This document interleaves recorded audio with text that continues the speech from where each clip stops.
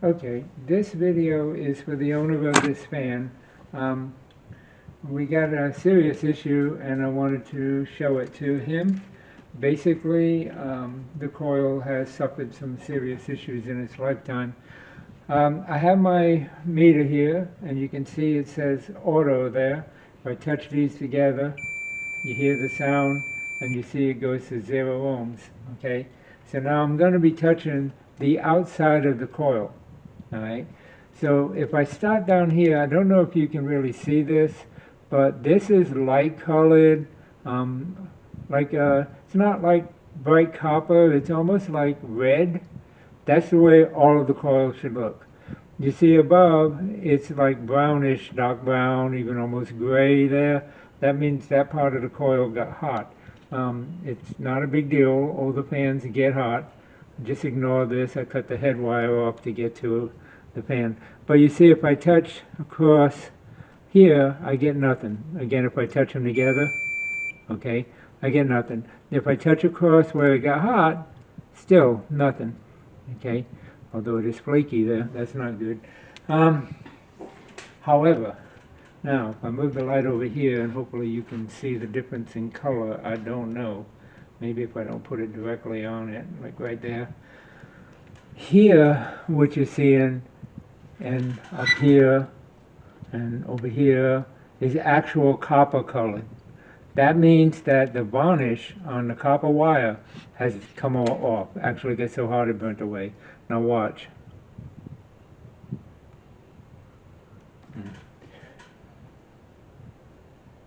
Hear that? That's a dead short. And when it's not a short, if you look at the meter here, it should always stay on auto. It should never see anything. For instance, if I touch this on here, it's insulated, right? The copper's supposed to be insulated. So there's no connection, so it stays auto. But even when it's not beeping, okay, there it is beeping. That's less than an ohm, right, of resistance. See there, the number is high, it's 19 ohms, or 130, or whatever.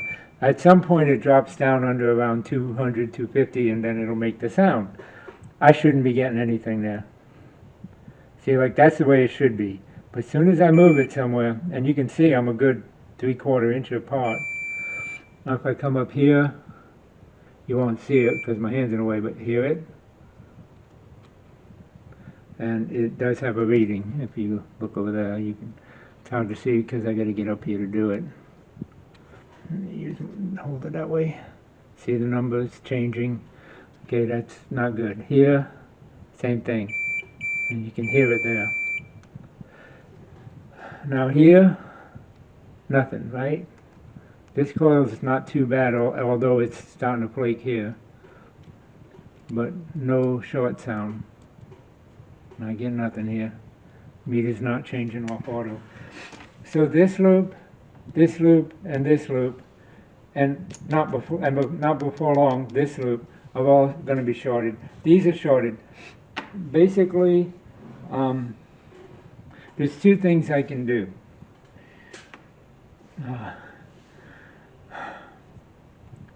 The right way to fix this would be to rewrap this stator coil. That means take all this copper off and put new copper on. That's a big job. It would run just to redo that, not counting the cost of the copper.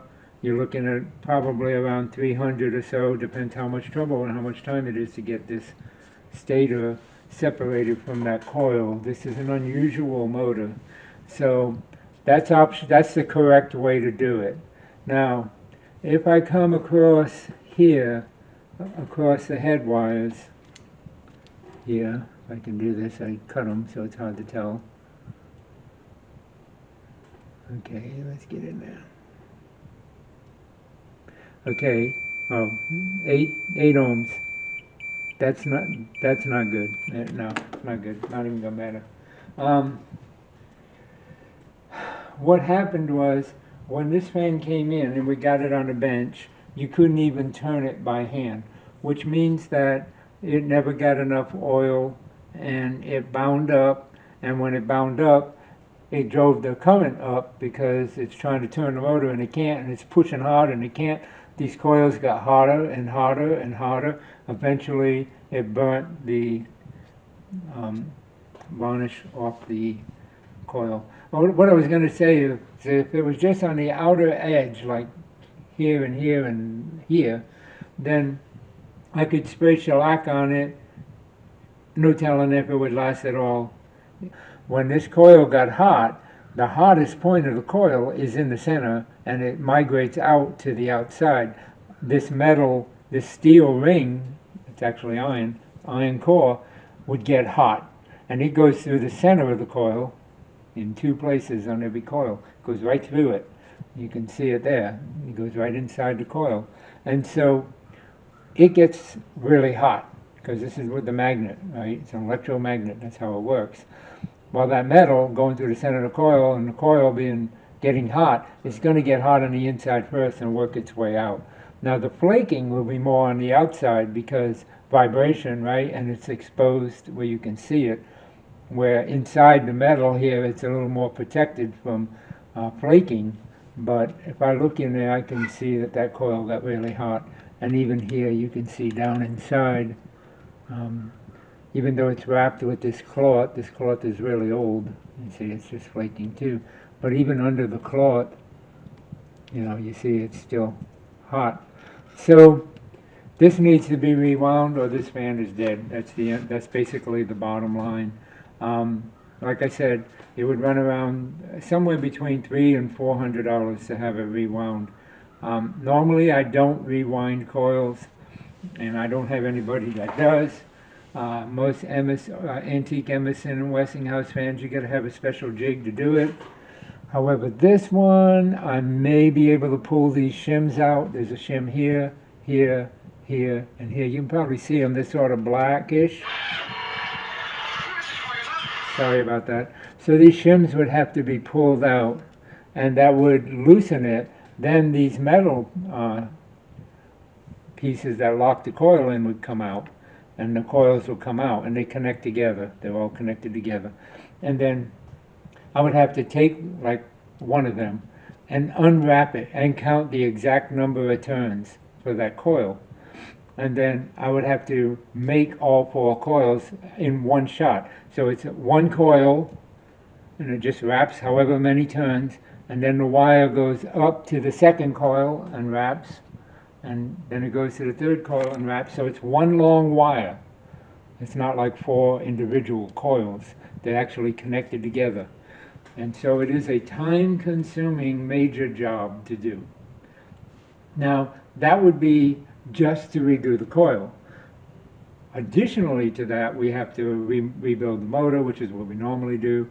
We have to fix it because it was binding really bad. We have to clean it, check the speed control, oil it, get it all running fine, balance the armature, make sure that it's running effectively. The current has to be dropped down, and I can tell you right now that that current is going to be really bad. Let's do a little experiment here and you'll see. And see, this head wire is totally shot. You can hear that clipping as I take it apart.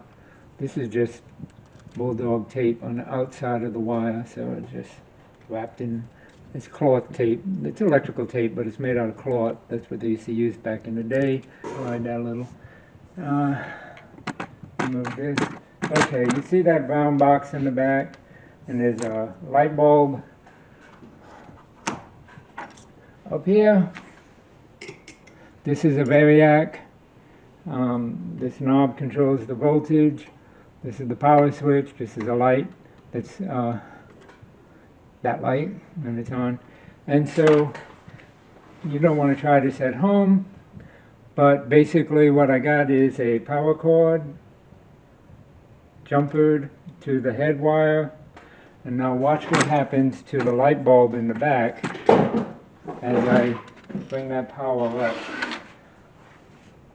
So if I turn this, it's all the way down. If I turn this on, I got a watt meter here. I don't know if you can see that. Yeah, you can sort of see it. You won't be able to read it. All right. Look at the light bulb. Right now I'm at not even 40 volts. I'm at 39.4 volts, and I already got 0.8 amps of current flowing through this coil. And just so you know that, see, the magnet. Okay, but that light is already bright. Like I said, it's 0.84 amps at not even 40 volts, 39.4 volts. Okay, that fan runs at 0.6 amps, not 0.8, 0.6, at 110 to 120 volts. So you see how bad that stator coil is. It's totally shorted. It needs to be replaced, or the fan is no good. So that's where I'm at. So after you watch this video, give me a call. Let me know what you want me to do, and we'll go ahead and take care of it for you. Whether it be continue, or send it back, or talk about price, just contact me after you have had a chance to watch this video. Thank you.